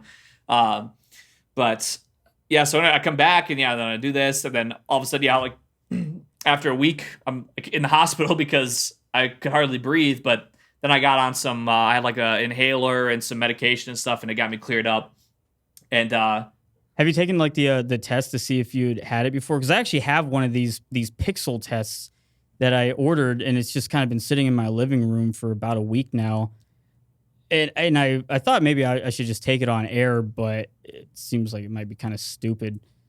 I might just do it and send the results back. It seems like it's also bullshit because they don't seem like they'd be accurate. I mean, the way that they did tests that you've been hearing about is they stick like a swab all the way up into your fucking nostril, and they're wiping your brain essentially. Yeah, you should. And I was looking at wait, say what? I was gonna say you should send it in without swabbing it and see if you come back positive. Expose. I mean, it was free, so I guess I could just order another one. Well, for me, I could take a test, but at the same time, I don't know. I just don't know if I trust the tests out there because people are saying, oh, if you had like any kind of cold, it tests positive, and yeah, false negatives, false positives. People aren't doing the tests right. They aren't administered correctly. Yeah, so I just don't feel. It all seems like a bunch of bullshit. It doesn't feel to me like it just doesn't seem like the right move. If it comes down to it, I think because I was supposed to perform back in Canada back in like April, and it's basically just been like pushed off and pushed off and pushed off. So I think if I end up going to Canada sometime in the next couple months to perform, I'll probably have to do some kind of test to like, I'm guessing something to clear me for travel. I might be wrong on that, but yeah, a 2-week quarantine or something like that. That's what I know. It's what it is if you're trying to go to Hawaii, but Hawaii is at least considered the U.S. Are you even allowed to travel to Canada? I'm not sure. Yeah, they were supposed to, like a couple weeks ago, I think they were initially going to do some kind of relaxing on it, but maybe they're not doing that now if it's picking back up and there's more cases or whatever. But in any case, I mean, for the most part, all in all, other than kind of losing some opportunities this year and whatever, I mean, yeah, I've just kind of been sitting around, and it's nothing too terribly different from the lifestyle that I've already been used to living of just kind of sitting here by myself most of the time. But yeah, that was just kind of one thing. It kind of knocked a little bit of the wind out of my sails. That's why I wasn't even doing a whole lot of live streaming and stuff before anyway. And I had put out a lot of music this year, really. And then, I kind of got back into it. Then I got banned, and I'm like, I'm just going to kind of chill some more. That's what I mean. I just, it's hard for me to get motivated to do stuff sometimes. It's. Man, I'd love to talk to you more about that, because I mean, I know that these guys are getting tired, or at least Simian and Jimmy. But I mean, the whole losing motivation during COVID seems unintuitive and almost the complete opposite of what you would expect. Now you have all the free time in the world. You're forced to be in your studio and set it up exactly how you want, and sit down and write all those songs that you've been thinking about, but you had other IRL obligations or outside of your home obligations to do.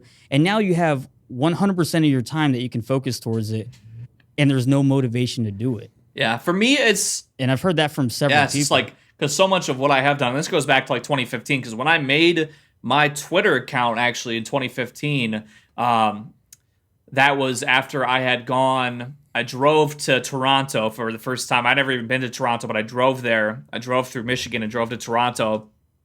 And it was just like a crazy experience. I mean, it was some ups and downs. I mean, there was some different stuff. I went and like met with the Russian mob and like did heroin, and like it was all this crazy stuff going on. But there was like all that crazy stuff and all that experiences and all that stuff going on that like when I came back and settled back down again, it gave me like this renewed sense of like, it gave me like this renewed drive to whereas like, if I feel like I might just be, a lot of this stuff, it's like if it's just going to be like this one track sort of lockdown type stuff for the unforeseeable amount of time in the future, it's just like I feel, it's like what am I working towards? I don't know. I'm just like that, like I want to have something in mind that I'm going to do this and it's going to go to this, and if there's not like a clear path that I can see and kind of, work towards, that I just don't have the same. I might still have some, some passion, but it's just not going to be the same intensity. What kind of fucked me up? What kind of fucked me up was like, where do you put your drive? Because whenever we were all still in the zone of this is maybe the end of the world type of stuff, and like prepare for social unrest and the war between America and China, I couldn't think about, what's my next album theme going to be? I didn't give a fuck. Like everything was just based around, holy shit, I want to go into extreme prepper mode. And like that still kind of is absorbing all my focus. And that was essentially, it was more fun for me because it was like, you got to do this or die, rather than what is my passion and what kind of themes do I want in my music, which seems a little right, kind of a little more down to earth operations on the day to day versus like the creative and the I want to say like ethereal, but that's not really. But it's like kind of head in the clouds, kind of like ooh. And what else? You have the you have the ability to the leisure to think in a certain way. That was all gone, and so it was just straight focused on what seemed most important at the time. Yeah, hopefully we'll. I mean, now that we're kind of things aren't back to normal, and who knows what direction we might be going overall. But I mean, I suppose now that sort of immediate terror or whatever you want to say is kind of dissipated a bit, maybe I could hope that some of my more head in the cloud ideas can come back to me and return and reinvigorate me and re-stimulate me to make my next great move. But for the most part, the year's been pretty laid back. Yeah. Let's end this on a realistic note. Eggy, is that really what you believe, or could you give a projection to our listening audience what you think the next 2 years in the United States will be like? Well, let me think. It's kind of hard to say, but I guess I will give you one projection. So let's just say, we're looking at this is a few things. So a lot of projections that small businesses are kind of totally screwed, and it's kind of a snowballing thing, which hard to say if it's going to go all the way that way, because the government could possibly maybe step in and do some kind of enhanced stimulus. But I mean, if there's a lot of jobs that are gone. And Jeff Bezos is making like billions of dollars a day or whatever. I mean, maybe that was one day, but whatever. You know what I mean? Like, if like there's hyper rich that are stimulating their hyper richness, and they control all this like social media and all this stuff that like tracks all their information and for their monetary gain, and they're just getting more and more extremely wealthy and powerful, and a lot of us are getting more and more screwed. And they're implementing these measures of like to do with the virus that are like tracking on account of the virus and spreading the virus, but could also maybe be used for more nefarious purposes, like tracking for advertisement purposes or who knows what. There is some dystopian measures there that it's kind of hard to shake some of that foreboding feeling like it could potentially go that way. But at the same time, there's a possibility that maybe it won't be so dystopian. Maybe there will be a great revolution in the technological sense that could be beneficial and make all of our lives better and less burdensome in certain ways. Maybe we'll all have robot houses that cook and clean and do all kinds of things for us that we can't possibly foresee, but it might just be around the corner, like how the smartphone just kind of popped up out of nowhere back in the day. It's hard for me to really pin it down. It really kind of just depends. You can kind of look at it in an optimistic or a pessimistic sense, but in both ways, whether the optimism or the pessimism, kind of seems like there was a lot of rich getting richer and a lot of all of our lives getting kind of thrown out of whack. So I guess it just depends on what our ruling class and elite and the ultra mega rich, if they decide what they decide to do. I don't know. Well, if we want a brighter future for USA, who should we be voting for in November? Kanye West? Well, probably. I would say probably. I wasn't really on the Drumpf train, to be honest, too much. Biden, I don't know. He's also kind of seems to be like completely mentally ill, dilapidated, run down, not really all there. It wouldn't be the first time. I did vote Libertarian one year. Won't be doing that again. Not something I plan to redo. But was it Ron Paul? No, it was the first year that I voted was 2012. So I voted for Gary Johnson in 2012. Ah, okay. And I come from a quite liberal background and family. So everybody, we all like my whole family all showed up to vote, and they're all standing in line like Obama. Then I'm like, yes, libertarian, please. And they're like, what the hell is that? What? You're throwing your vote away. Yeah, well, I can remember, I was very anti-Romney also. I've never been a big fan of that guy, but I can recall on 4chan at the time, they said, I can remember, because this is in 2012, before there was any Donald Trump. I remember at the time, the total complete consensus was that the 2012 election had totally destroyed any oh my gosh, the Redditors, they just flooded 4chan because of the 2012 election. I remember they're like, oh, it's over, it's completely over, it's destroyed, everything's trash now because the Redditors came for the 2012 election. And and then little did they know what was yet to come. Little did any of us know really at the time, but who knows? I mean, hey, I'm still not totally opposed to a write-in or a third-party vote, because I don't really, if Drumpf cuts that second stimulus check, or if I could, see, because I've been unemployed for over 3 years now. But if I can, I'm gonna try and file for unemployment, because I guess somebody said that they were still gonna give people unemployment even if you didn't have a job. I don't know if that's true or not. Yeah. A lot of my friends got unemployment. Wait, are you kidding? What? So also, I might be actually. I'm trying to get that a portion of that PPP loan. Here's what you should do, Eggy. You need to incorporate yourself as a business and then apply for the the PPP loan and get all that money that could be going to people who are actually in need. Take it for yourself. Well, that's one thing I am actually going to on Monday, just because I have been, with what I've been doing, I haven't really done much releasing of anything lately, but I have been doing some stuff behind the scenes. I've been cutting some checks to some artists. I've been kind of like, because I feel like that's a good thing to do, like some investing in myself. And so I could probably use a little bit of, everybody can always use some money, but I'd been pretty, but I have some moves that I want to make that I could benefit from having a little cash infusion. So just for the sake of it, I think I'm going to probably just see what's good at the unemployment office on Mondays. Be like, hey, well, I haven't had a job since May of 2017, but you know what? It's because I was on Twitch.com and I was doing Japanese RPG gameplay, and so I'm an entrepreneur. Yeah, I'm an influencer. I have 17,000 social media followers. I'm an influencer. So what's up? Where's the money at? That usually softens their cold hearts at the they love office. internet influencers. Mm-hmm. You probably just apply online. You don't have to wait.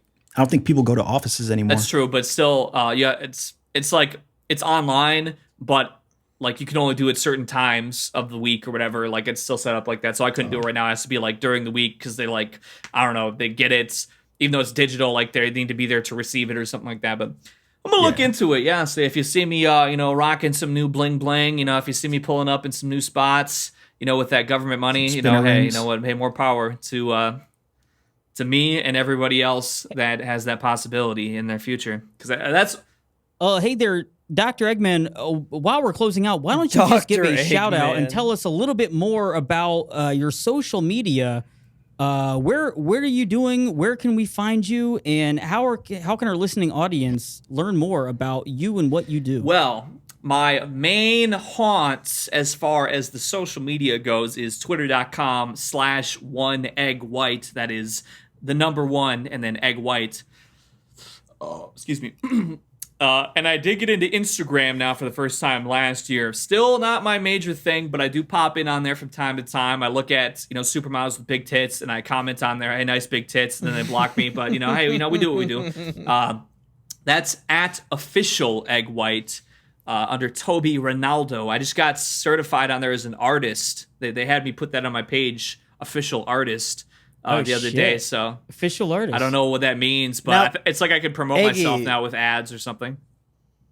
If I recall, when you were on Sodi, I made the beck and call to any female listeners that if they're interested, they should send you nudes on Snapchat. Did that work out? Did my call work? Well, as a matter of fact, I recall. That weekend, what was that? Was that like the 4th of July weekend or something like that? I can't remember exactly. I think it was something like that. But yeah, some chick added me on Snapchat like a day or two after you posted it. She had gotten the Snapchat from this particular or that particular broadcast, and basically, I saw her tits, and they were good. They were nice tits. Yeah. So shout out to her. Well, with that being said, Reactor, what is your Snapchat? I don't use Snapchat anymore. Well, get on there, dude. I don't remember. We gotta get you some tits. I have it, but I don't remember what it is. So that's too bad. Yeah, Rusty, are you looking for tits on Snapchat? What's your Snapchat? I deleted my Snapchat. I don't know what it is anymore. Probably Rusty Cage 666. You can find me on there, and I have not posted for about 3 years. Oh well. All right. Well, shit. Hey, Reactor, how about you do the honors of closing out the show? I don't know how. Ashtray, you little bitch ass motherfucker. I fucked every e-girl in the whole world. I sold a couple Bitcoins, so I had to splurge. I sent an Uber for her, even though it had a surge. All this traffic in my bedroom, police think I'm selling herb. Motel 6, cause it got the cheapest price. But she got her own place, so I didn't even stay the night. Turn these girls to astronauts, how I put them on flights. And they think that I'm insomniac, cause I'm up till sunrise. I found her on a Twitch game, ballin' I need 6 rings. Tongue all on her skin like I was tasting mild sauce chicken wings. Woke up and I hate my life cause I took a piss and it stings. I caused the coronavirus cause I stuck it in her sinus. Rollie on but I feel timeless, crypto gold on me King Midas. But my real name is Tobias. Tobias. Killed the game, call me Osiris. Always taking antivirus, cause I never wore a rubber. Like to feel how hurting sizes. Fuck some hoes and XL sizes. I think that I got a problem. E-girl addict, I can't stop it. Pull up on that twitch.com and I feel like I'm window shopping. I got all these new diseases, doctor don't know what to call it. Going until I'm deceased, they had to quarantine my coffin. I fucked every E-girl in the whole world. I sold a couple Bitcoins, so I had to splurge. I sent an Uber. I didn't want to ask about that because I was kind kind of listening into at least part 1 of the Saudi, and then like about halfway through part 2. But what is this fame?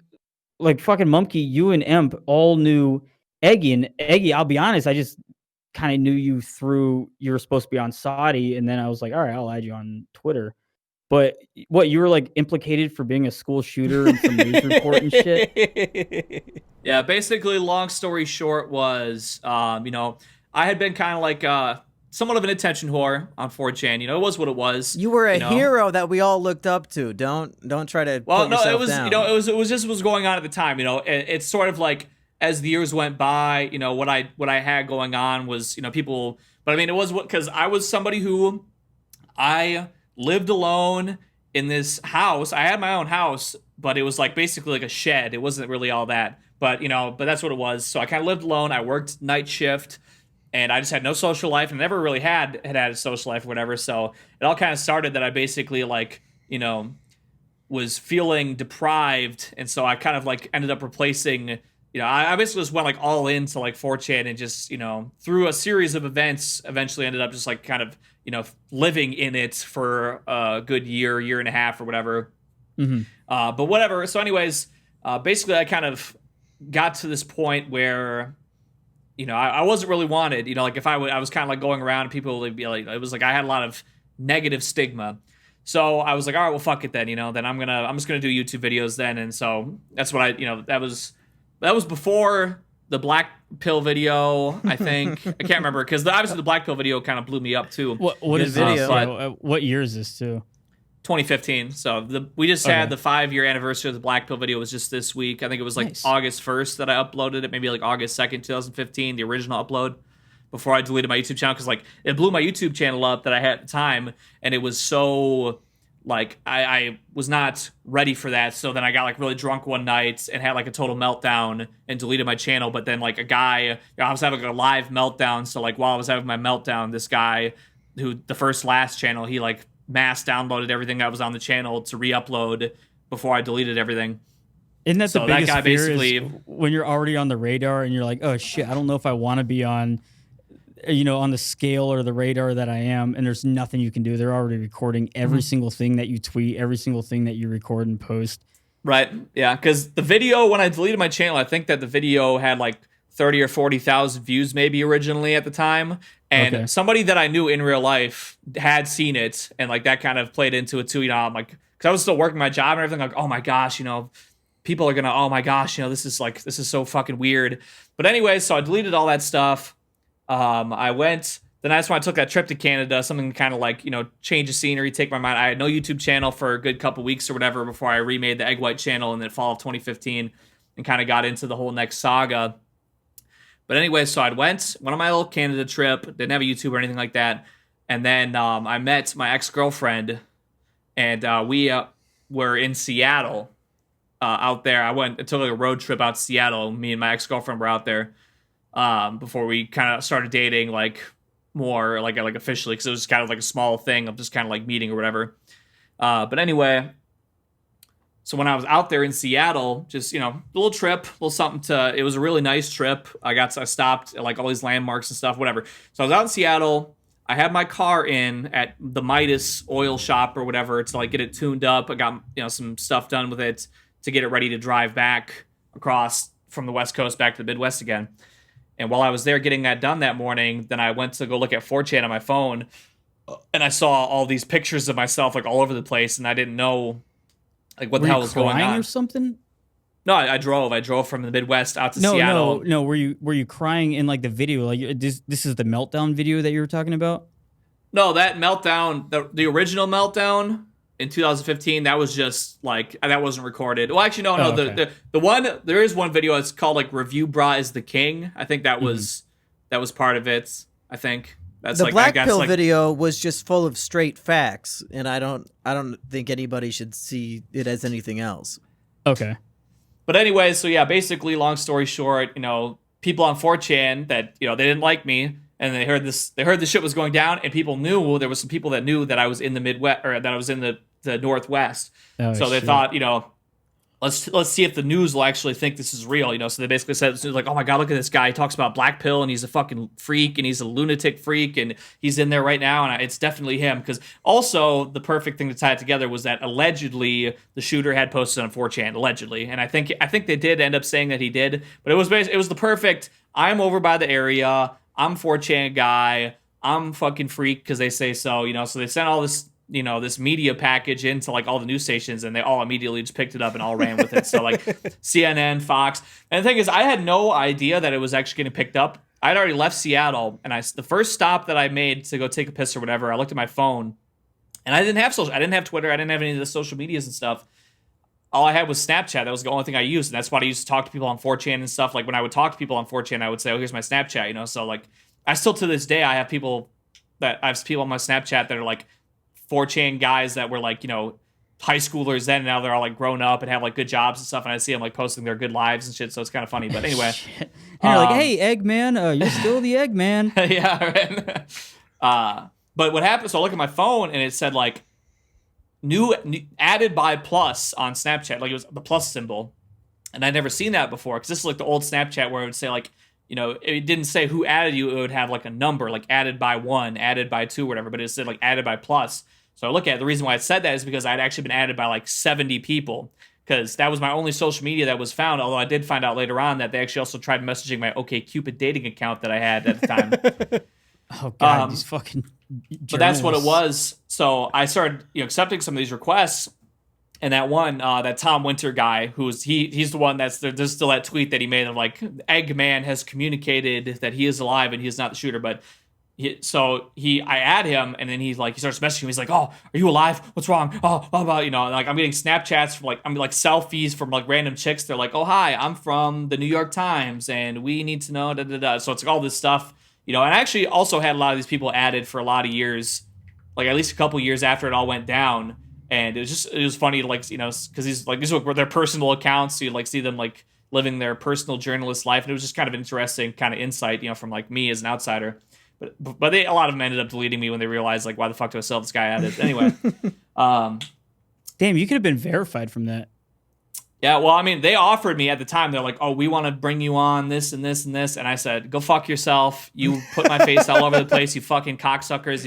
I'm not gonna give you another story. I'm not gonna give you another paycheck for you to run this or whatever. You can get fucked." And so I told them I was alive, and then I basically just told them to go fuck themselves. Like I went on my Snapchat story, and I was like, "Hey, yeah, I'm alive. So just please don't talk to me. Go away." You know what I would have done Man, if like the news was reporting me as that, I would just kind of ignore it and like wait, and then let them like spread the lies, and then like a week later I'd be like, "What?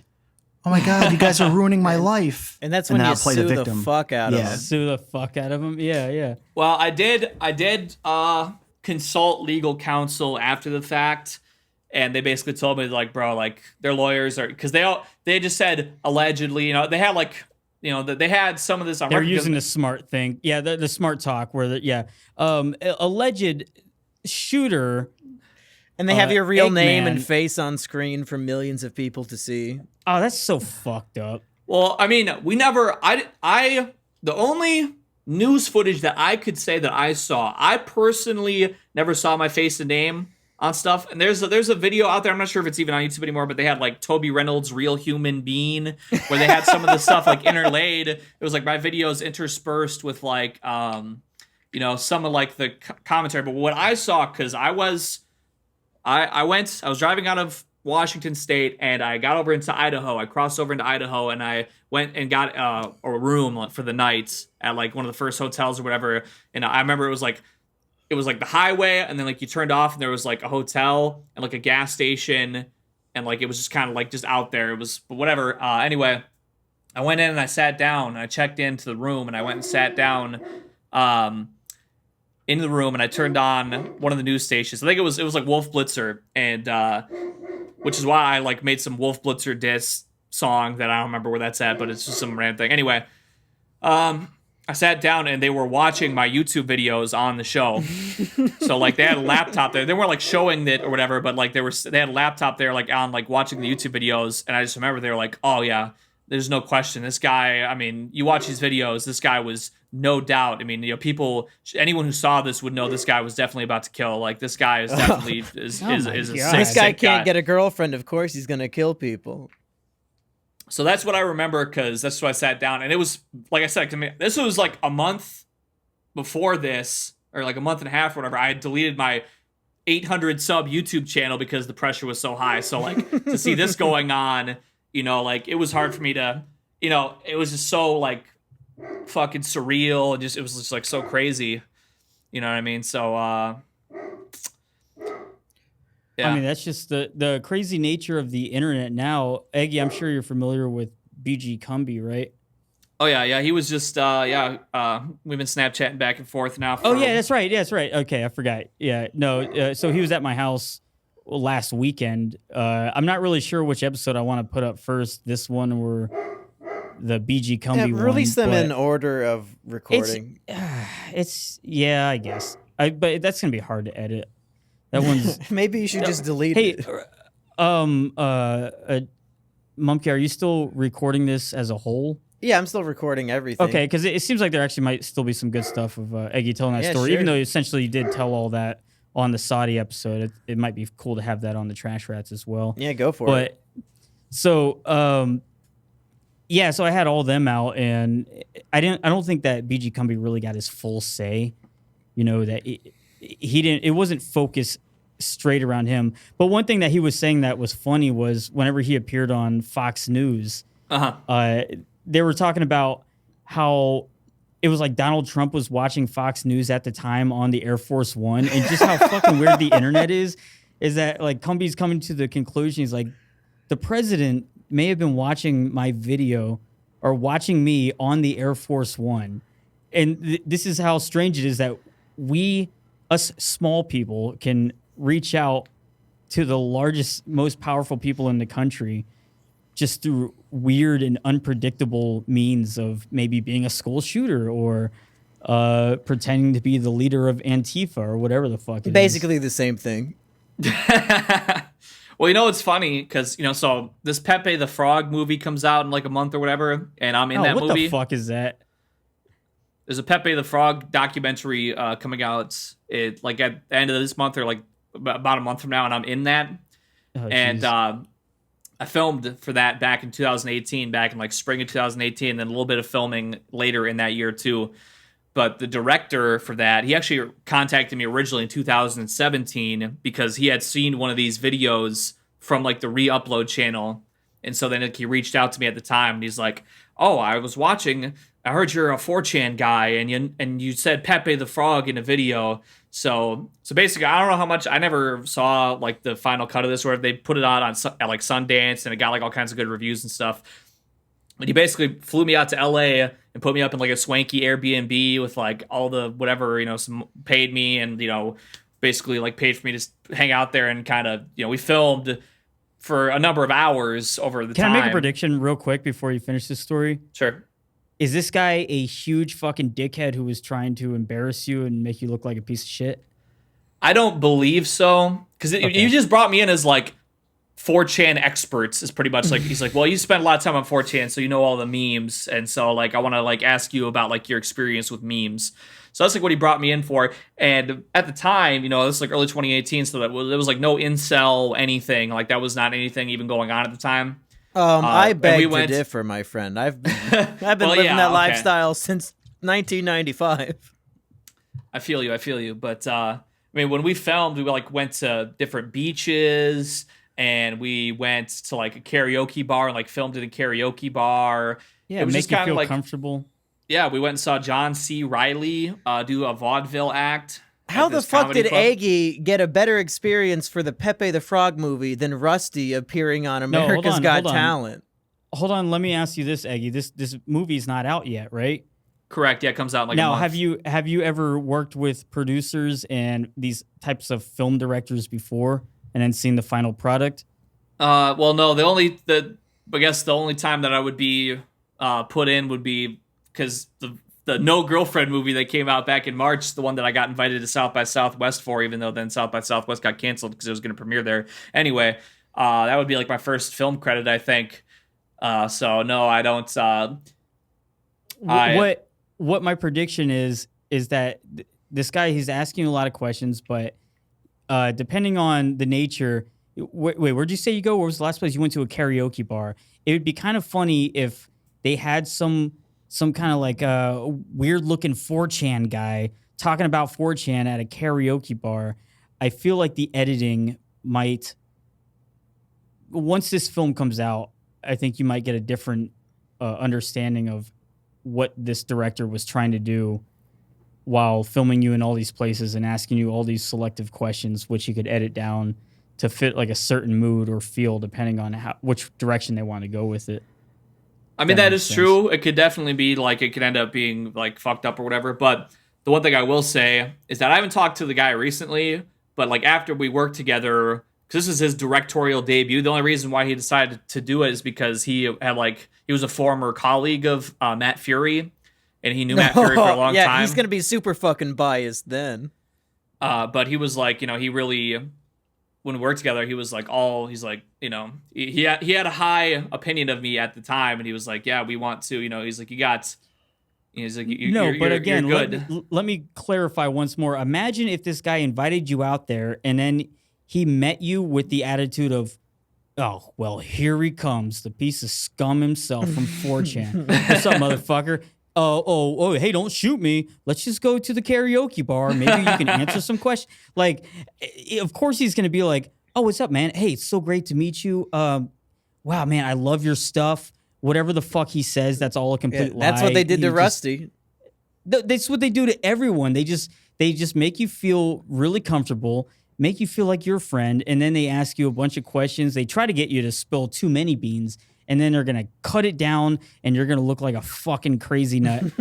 I don't want to speak too soon, because I don't know Arthur Jones. That's just my prediction based on the fact that, like what you said, yeah, he's friends with Matt Fury, and Matt Fury doesn't seem like he's a big fan of. I mean, to be fair, 4chan. A few years ago when I did a documentary about a YouTube series called Stupid Mario Brothers, I literally did the same thing where like I wanted to interview the guys who made the show. And I did not make it clear to them that the documentary. I'm gonna mock you. No, yeah, it was about how like the show went to shit and it's been shit for years. Well, the one last thing that I will say that once again, I could be totally wrong. I haven't seen the final cut. I mean, even like with the No GF movie, like Alex Moyer, she sent me like the final cut months in advance, and I was like, I'm not gonna watch that. I was like, I don't really care.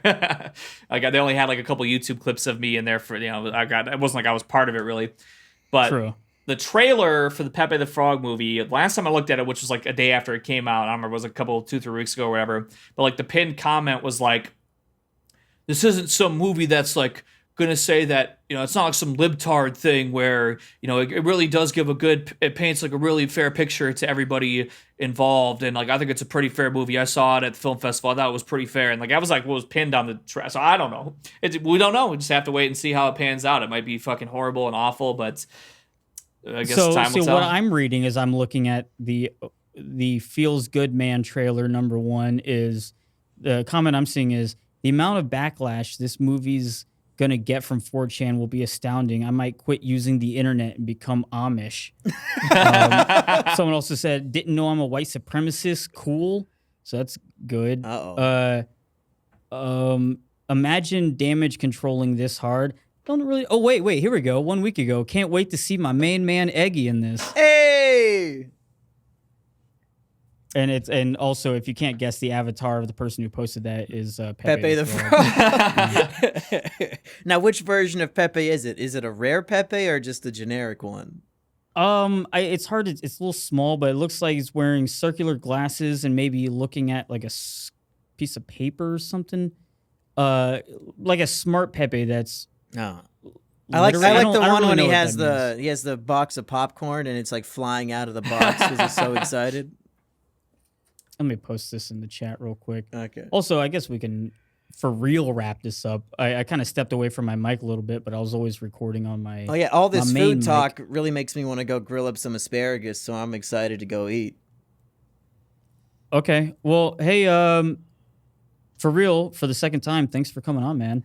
It's great talking to you. And Well, actually, that's an Apu, but yeah, that's basically that's like an Apu looking at data, which the way I've seen it, because like if you looked at it, like the HD version, like his glasses are like blurry, and so it's kind of supposed to be like you can use it either for like looking at data, but it's like a concerned looking at data. It's like yeah, like going over the numbers and trying to come to a conclusion that might not be best for everyone to hear. Right.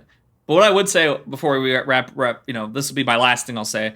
It would be really cool. I hope maybe there'd be some kind of way where I could like get the full uncut filming they did with me, because like I went over, I filmed for like 4 hours straight the first time, and I don't know how much, because we did 2 different parts. We did like the part in LA, and then we did a part in the Midwest too, because we went to like a haunted house and did like a hayride and went hiking and stuff, and it was a lot of fun. It was a lot of fun, but anyway, like that first part, I went off for like 4 hours. I don't remember everything I said, but it was like a very clear, concise, like entire, like my entire internet history going back to like my beginning on Newgrounds back in the mid 2000s, like all the way up through like the Eggman stuff and like all my notoriety and like in both eras. But that'd be cool if they could like somehow give me like all that uncut footage and I could just like put out this like my entire internet history documentary with like professional equipment and shit.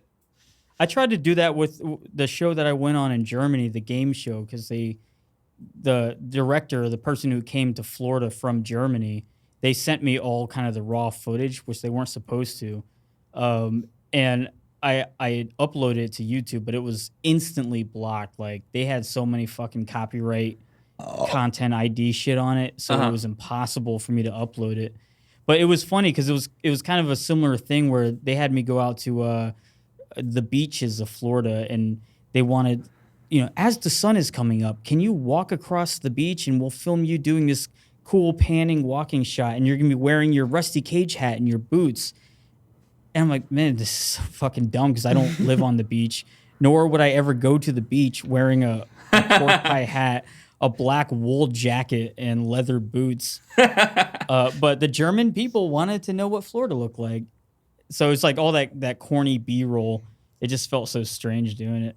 They asked me to be on German TV too because there was this German guy who started shooting people, and he filmed himself like getting out of his car to start shooting people, and like just as he's like opening his door to get out, you can hear like 3 seconds of like one of my songs start playing. Oh my god! What the fuck was that? I never heard of this. Yeah. They had me like I didn't even look it up. I think the clip was on YouTube. I was like, I'm not even gonna give it my time out of the day to even look at this. But yeah, pretty much.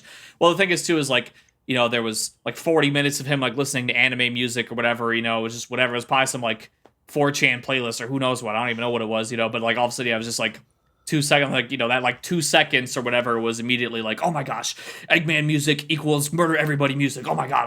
Well, to be fair, the song was titled "Murder People with a Gun." Well, Eggy, that puts us once again in a similar ilk because our music was listened to by someone who did a mass shooting. If you can find that clip, send it to me and I'll play it at the end of this. Yeah, we'll episode. actually put in a clip at the end of the podcast for once. I will see if I can go dig that up. I probably have a DM of a link somewhere. I just kind of, it's like one of those things where I'm kind of like looking, I'm like, I don't want to feed into this, so I'm just going to kind of like, but yeah, I'll see if I got it around. Okay, Reactor, give us one of your classic outros for the podcast. All right, everyone, that's the podcast. Good job. Thank you.